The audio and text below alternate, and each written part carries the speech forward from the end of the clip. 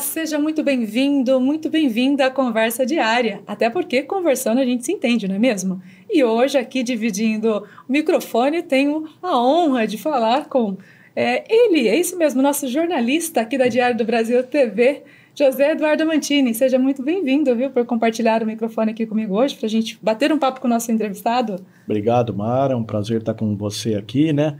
A gente teve uma pequena experiência já com o Nelson Williams e agora não podia deixar de participar ao seu lado e estar recebendo um grande amigo da gente aqui, o Nivaldo José, radialista, jornalista, e que tem uma formação política muito interessante, importante e que tem credibilidade junto à população de Bauru e da região. Isso mesmo, como bem mencionou já o Amantini, então nós vamos bater um papo com Nivaldo José. Seja muito bem-vindo, obrigada por aceitar o nosso convite. Obrigado Mara, é uma grande oportunidade para a gente expressar um pouco dos bastidores, dos acontecimentos que envolvem não só Bauru, mas como a região. É um prazer muito grande. Queria agradecer você, o Amantini, que a gente já trabalhou muito tempo junto.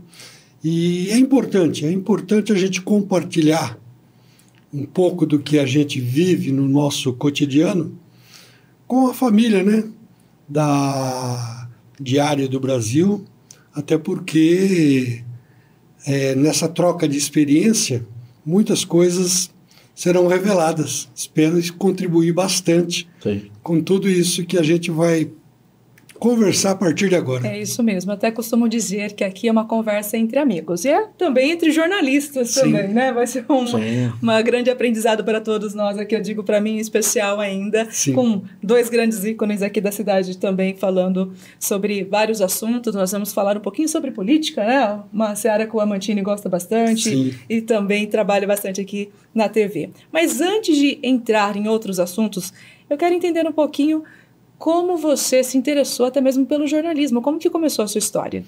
É uma curiosidade, porque eu tenho formação de administração de empresa.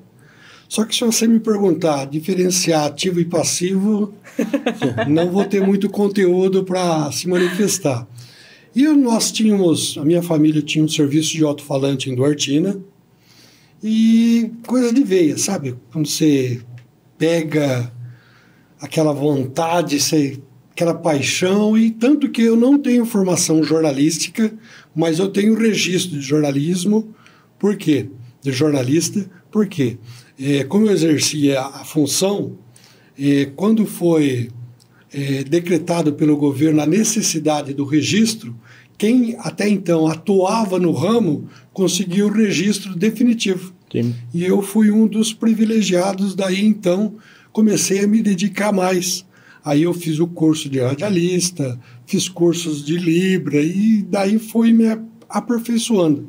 Daí começou a história do Nivaldo José no rádio e também na imprensa escrita, que eu também já trabalhei em jornais. Bacana. Até uma curiosidade também, aproveitando esse gancho, e as suas referências? Quem foram? Então, nossa, são tantas, né? Mas eu tinha bastante referência mesmo no meu irmão. Acho que o Amantini conheceu, Adão Nereu. Não sei se a Mara teve a oportunidade de conhecer, mas seria uma rivalidade sadia entre famílias, sabe? Um queria ser, assim, melhor que o outro. Eu lembro do Adão, quando ele começou a trabalhar, nós não tínhamos ainda o serviço de alto-falante, e era uma brincadeira de criança, a gente usava latinha de mastomate, sabe? Punha um barbante, e um esticava a linha até o outro e ficava conversando. E isso daí foi crescendo e pegou gosto pela coisa, entendeu? Isso daí que foi o incentivo. Então, o meu inspirador, vamos dizer assim, foi o meu irmão Adão Nereu, além de outras referências, né? Eu lembro quando eu ouvia Fiore Gilhote na Rádio Bandeirantes, quando ele falava "é fogo", Osmar Santos, e daí vai, né? Então você vai tentando se aperfeiçoar junto com essas celebridades, vamos chamar assim. Tira uma curiosidade, né? Você tocou no assunto com a questão aí do sistema de alto-falantes que a família tinha em Duartina na época. E eu também vim de uma cidade pequena, Itapuí, que também tinha um sistema de alto-falantes da Igreja Católica. Sim. Esclarece um pouco para a gente aí, quer dizer, esse sistema de som que você tinha na cidade era também vinculado a alguma instituição religiosa? Era uma prestadora de serviço para as notícias da cidade? Como é que era esse sistema de som de vocês? Mantinha tudo na raça, cara. Eu lembro que quando o Adão saiu, era uma meia dúzia de caixa de som espalhada pelas principais ruas da cidade. Ou a principal rua da cidade é a Avenida São Paulo. Aí, quando o Adão veio para o jornal inicialmente, para o rádio, depois jornal e depois TV. Aí eu que fiquei à frente. E aí eu já quis expandir o negócio e ampliei para a cidade inteira, além de ruas paralelas. Cidade inteira ali dentro da área comercial, tá? Certo. E ruas paralelas. Eu lembro, não sei se vocês conhecem Duartina, o nosso serviço de alto-falante, ele chegava até o Cristo Redentor, próximo da rodoviária, sim, e no estádio municipal. E nós, na época, nós fazíamos transmissões futebolísticas do Duartina e do Vila, que era uma rivalidade. É. Então, na época, não tinha muito recurso. Como que a gente fazia? A gente fazia por telefone. E como que era... Porque o Duartina jogava em casa e o Vila jogava fora, e vice-versa. É. Aí a gente ficava narrando, por exemplo, de uma outra cidade e torcendo para que alguém que tenha assistido o jogo lá na cidade de Duartina passasse próximo do nosso estúdio, pelo menos para falar, o Duartina ou Vila perdeu, ganhou, para a gente simultaneamente dar o resultado. E ninguém entendia isso. E isso que era gostoso do rádio, né? Isso que valoriza o trabalho. Pô, como é que você sabia? Você está lá em tal lugar, como é que você sabia? Não, a gente está com linha simultânea acompanhando o jogo aqui. Mas não era. Sim. Muito bacana, muito gostoso mesmo, prazeroso. É isso que faz do rádio, na minha leitura, com toda sinceridade, acho que o maior veículo de comunicação. Sim. Na minha leitura, tá? Sim, além dessa experiência que você menciona, tem alguma outra experiência que você lembra, assim... Deve ter várias, claro, né? Mas marcante também para contribuir conosco sobre toda a sua vivência. Então, vou contar uma porque eu durmo ouvindo rádio. Eu sou apaixonado por rádio. Teve uma passagem de uma enchente no Rio de Janeiro que o pessoal... Eu ouço a Rádio Tupi no Rio de Janeiro. E o pessoal não podia sair nem entrar. Tamanho era a quantidade, o volume da chuva. E aí, como não podia entrar nem sair, tá todo mundo preso. E aí, o jornal deles começava à época, meia-noite. E aí, o locutor que estava lá, que estava de saída, mas não podia ir embora, inventou, deu uma ideia lá, eu vou fazer um jornal ao vivo com ouvinte. Menina do céu, que coisa gostosa. E arrepiante, porque eu lembro de uma passagem, na Via Dutra, estava indo um taxista e uma pedra enorme, enrolou e interditou a Via Dutra à época. E você precisa de ver o motorista, o taxista, no caso, reportar isso. Tipo, não passa por aqui que não vai dar passagem. Sabe? Então isso eu tinha que dormir porque no dia seguinte eu entrava às 5 horas aqui, que eu trabalhava na Ouro Verde. Eu entrava às 7 horas, mas eu tinha que sair 5 horas de casa. Sabe? Eu não conseguia dormir porque estava tão eletrizante o jornal, sabe? Você querendo pegar aquelas informações. E eu acho que isso daí que valoriza mais o rádio propriamente dito, né? Porque o rádio você consegue fazer ele, não é que nem a televisão. O rádio, se você quiser, você consegue fazer ele instantâneo ao vivo de qualquer lugar. Sim. É só ter profissionais habilitados para fazer o compartilhamento, vamos dizer assim, né? E tem que ter também um profissionalismo maior ainda, porque você não tem a imagem, mas você tem que levar o ouvinte a se colocar naquela história, naquela situação, envolver os ouvintes, né, sem ter a imagem. Mas eu acho que o radialista ele já nasce com isso, Mantini. Parece que ele consegue contagiar, vamos colocar assim, o ouvinte justamente por isso que eu defino o rádio como hoje, com todos os recursos que a gente sabe, internet, televisão. O rádio ele tem essa iniciativa de, dependendo quem estiver à frente, de fazer chover na seca, sabe? Tipo, é um negócio contagiante mesmo. Eu me incluo nisso. Eu já tive a oportunidade, só para você ter uma ideia, de estar transitando em uma rodovia da cidade, ter um acidente e, por telefone, reportar o acidente. E o que é muito melhor ainda, né?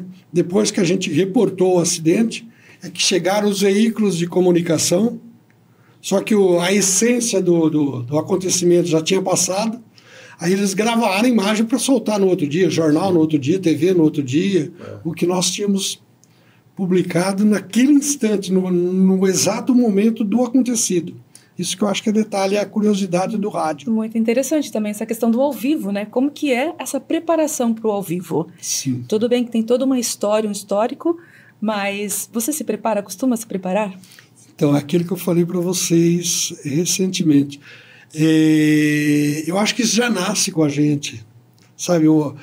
Parece que tem coisas assim que você vê...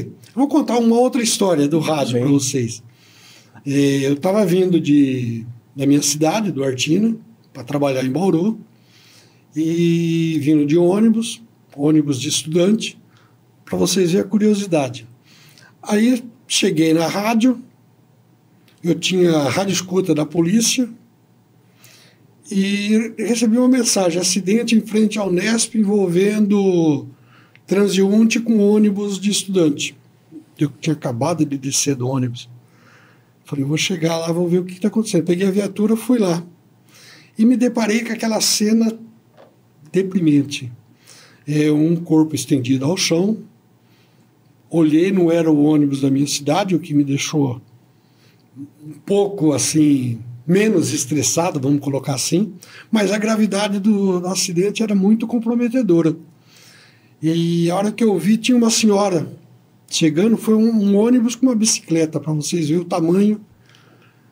A senhora comentou com os policiais, né, que tinha encoberto o corpo já. Deixa eu ver.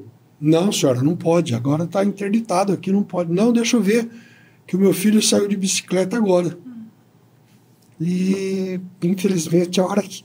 Eu até me emociono de lembrar essas passagens, porque a hora que ela viu, era o filho dela.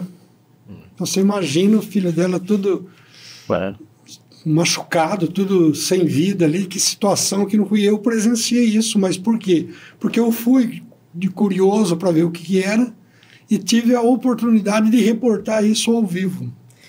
Tem que ter todo esse controle realmente, né? Da emoção, de saber ter o cuidado e o respeito com a família, dos fatos, né, Martini? Sim. Ter essa apuração toda para realmente ser o jornalismo sério, que a gente possa realmente ter a credibilidade. Olha, o nosso papo está muito gostoso, a gente ainda tem muita coisa para conversar, nós vamos precisar ir para um rápido intervalo, mas a gente volta já. Com certeza. Está gostando? Não saia daí, a gente volta já.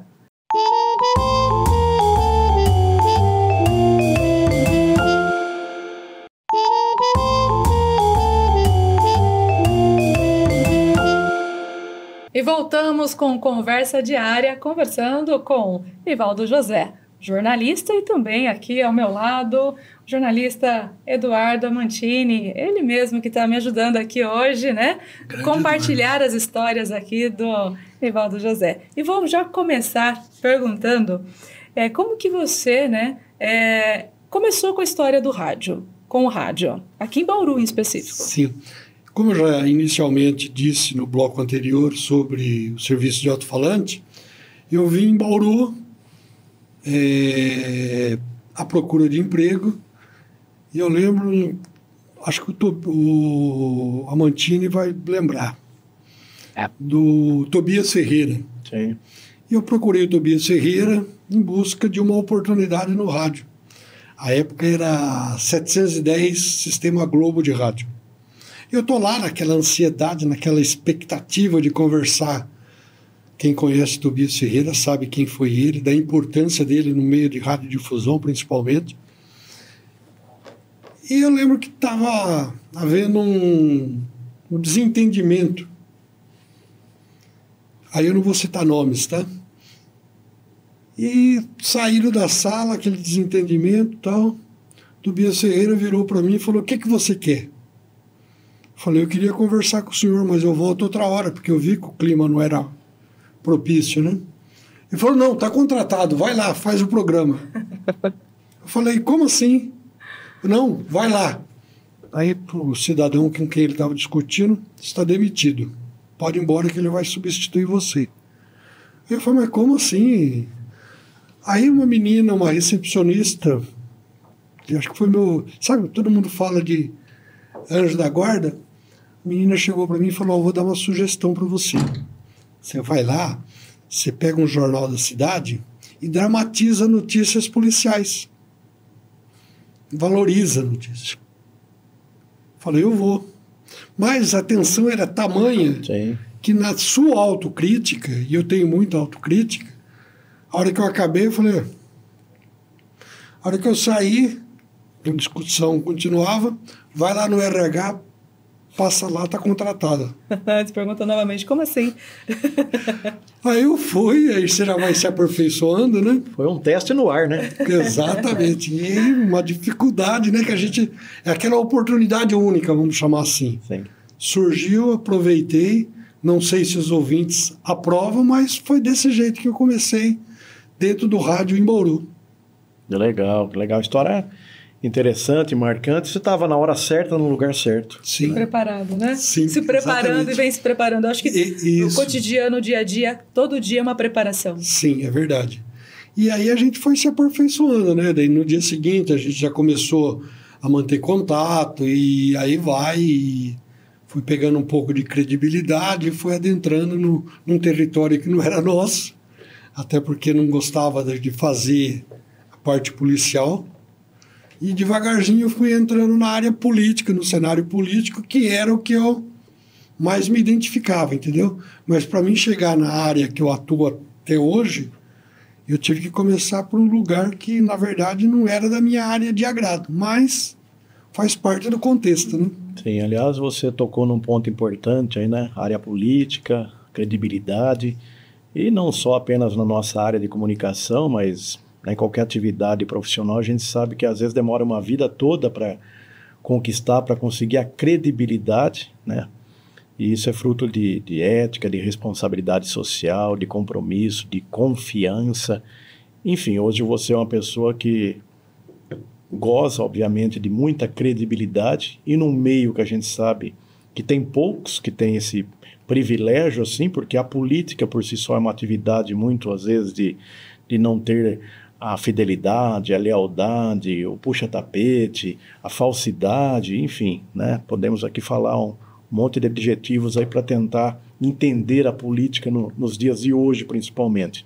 E você conseguiu, ao longo da sua carreira, além de fazer o que você gosta, obviamente, de ganhar a tão sonhada credibilidade, né? E gostaria que você falasse um pouco para a gente dessa trajetória para conseguir a tão sonhada credibilidade, que eu acredito que todos os profissionais, nas mais variadas áreas, mas principalmente também na nossa de comunicação, busca diariamente conseguir a confiança das pessoas que um dia após o outro pode virar notícia em algum momento. Eu acho, Amantini, Mara, eu acho que o respeito e a educação, eu acho que são os dois principais instrumentos para você atingir um objetivo. Eu vou contar algumas experiências que eu tive dentro do rádio para você ver que a credibilidade a qual você se refere faz parte de todo esse contexto, mas sempre como estrutura a confiança, a educação, o respeito. Teve uma passagem do atual presidente Lula aqui em Bauru, e a gente recebeu a orientação do Palácio do Planalto que ninguém ia falar, o Lula não ia falar com ninguém. E eu, à época, estava na Auri Verde, e eu falei, como? O cara vai vir em Bauru, eu vou ter que furar, não tem como. E assim que no aeroporto aqui da cidade, desceu o avião da Presidência da República, Polícia Federal fechou, agente de segurança fechou. Mas o que eu fiz? E aí eu devo a duas pessoas. A Estela, hoje atual vereadora, e o ex-prefeito Rodrigo Agostinho. O que eu combinei com eles? Na hora que o presidente chegar, eu não vou poder avançar, porque vai estar aquela parede na minha frente. Mas eu vou começar a narrar a chegada do presidente e valorizar a importância dele em falar com a gente. E aí, o que eu fiz? Eu saí daquele bloco de jornalistas, fui para um determinado ponto, combinado com a vereadora Estela, não sei se ela se recorda disso, mas ela deve se recordar, e também com o ex-prefeito Rodrigo Agostinho. E comecei a narrar. Nesse momento acabou de chegar no aeroporto de Bauru o presidente Luiz Inácio Lula da Silva, tal. Eu acho que seria muito importante ele falar com a Rádio Auriverde, porque nós estamos hoje falando para 200 mil pessoas, não só em Bauru e região, tal. E aí o Rodrigo Agostinho e a Estela Almagro fizeram o papel dela, que a gente tinha combinado. Falou, presidente, dá uma falinha rapidinha lá. E o presidente veio até nós falar com a gente. E aí veio toda a comitiva. E aquele batalhão de jornalistas todos atrás, né? Aí, sabe quando você fica vendido, o que está acontecendo? Porque aí, no caso, eu que passei a ser notícia. Entendeu? Porque o presidente veio falar comigo, uma honraria, até profissional isso. Ele furou o bloco até da polícia, porque ele também tinha orientação para não falar com ninguém. E isso daí é combinado lá atrás, não é na hora, assim. Quebramos o protocolo, vamos falar assim. E isso foi um dos furos de reportagem que eu me sinto muito agradecido a esses princípios que eu falei para vocês. A educação, a credibilidade, a confiança e o respeito. Todo mundo teve a oportunidade depois de pegar uma fala do presidente, mas nós, à época, fizemos ao vivo, entendeu? E isso daí deixou a gente muito feliz. E você conseguiu criar um clima de como se estivesse ao vivo mesmo, né? Então, quer dizer, ele sentiu também numa sinuca de bico ali, falou, ele tem que falar agora alguma coisa aqui, né? É o aqui e agora, né? Exatamente. É muito prazeroso isso, legal. Entendeu? Tem muitas outras experiências, a gente não lembra de tudo, depois que a gente participa, que a gente vai... Mas essa do presidente Lula foi uma muito prazerosa. Eu tive outras também. Também não vou citar nomes, tá? Eu estava trabalhando nos bastidores e tal, recebi uma ligação do senhor Paulo Maluf. Eu estou pela região, ex-governador de São Paulo à época. Eu estou aqui na região, queria passar aí na rádio, fazer uma entrevista assim, assado.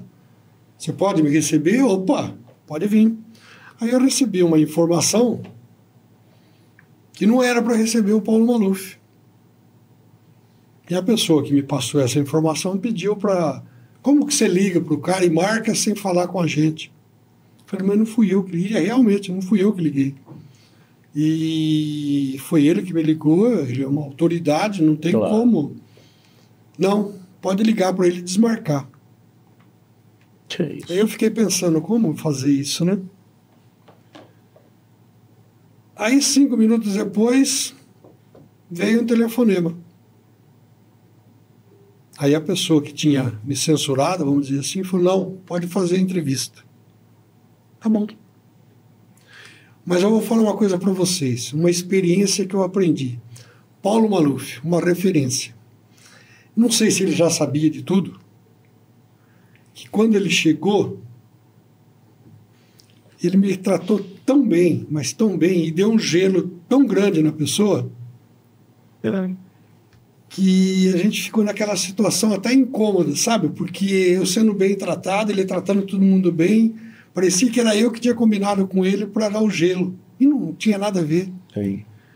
Depois ele falou para mim o que tinha ocorrido. E é aquilo. Enquanto a gente pensava uma coisa, ele estava 10 vezes na nossa frente, entendeu? Tem sempre uma pessoa... Eu acho que vocês devem tirar as conclusões do que deve ter ocorrido, para mim não entrar em detalhes. Essas são coisas de bastidores. Até pela sua experiência, né, toda a sua trajetória, para quem está começando na profissão, que mensagem, que conselho você deixa também que é importante para o ofício do jornalista? Então, eu vou voltar no que a gente falou também. Primeiro, simplicidade. Eu acho que a simplicidade é o principal instrumento que vai levar você lá na frente. E, com toda sinceridade, eu acho que tudo isso pode fazer com que um profissional hoje... planeja alguma conquista, né? Sonha em realizar algum sonho, ele se concretize com ele sendo ético. Eu acho que a pessoa tem que ser ética e começar pela simplicidade.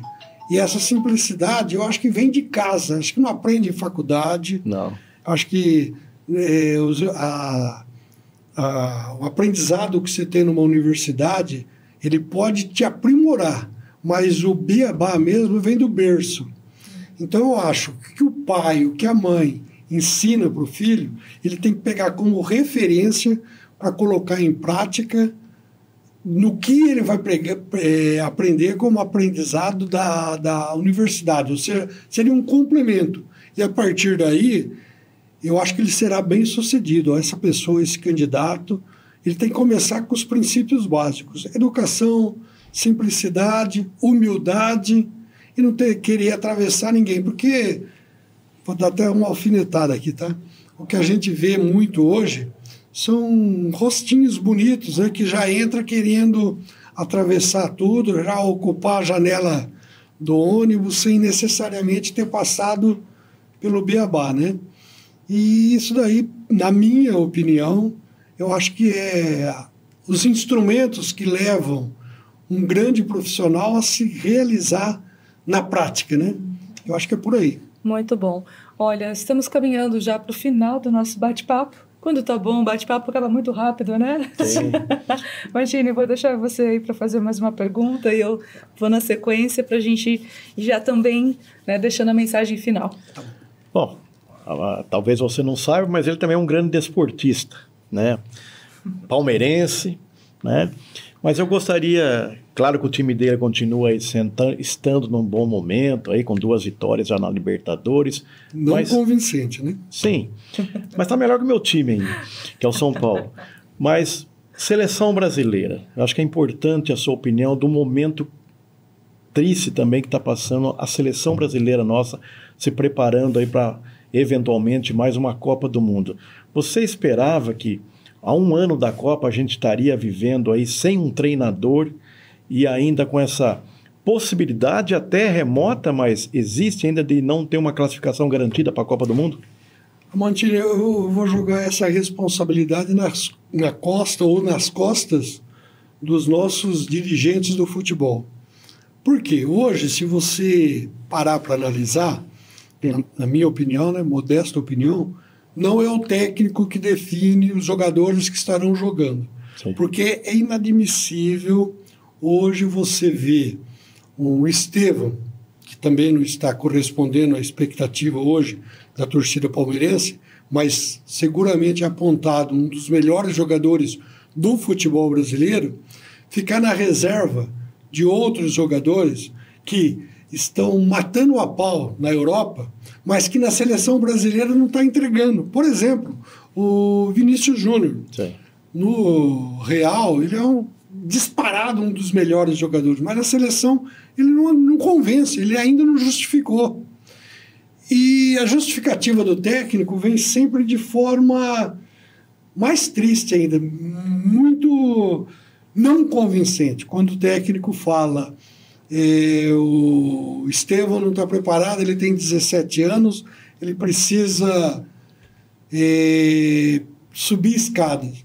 Poxa vida, o Pelé foi o melhor jogador do mundo com 16 anos e numa fria, porque ele entrou na Copa do Mundo de 58 com 16 anos, a época para assumir uma responsabilidade. Se eu não me engano, o jogador que contundiu na época foi o Amarildo, não tenho certeza, tá?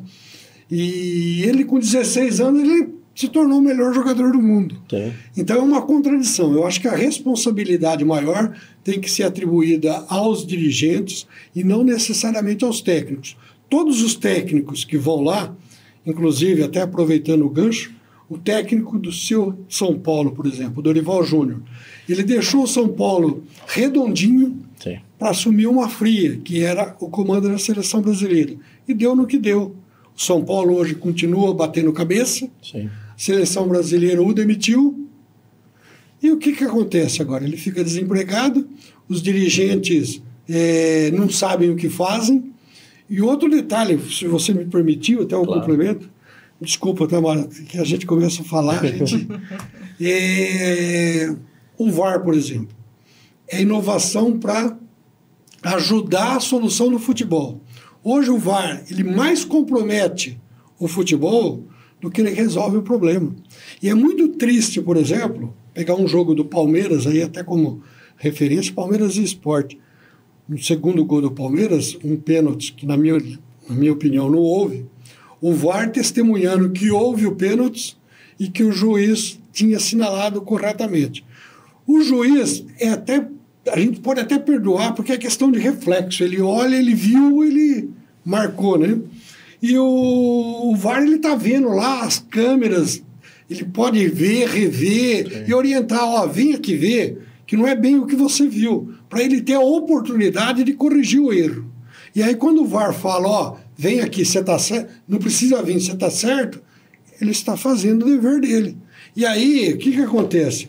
Os dirigentes, eles se omitem, e quem são penalizados?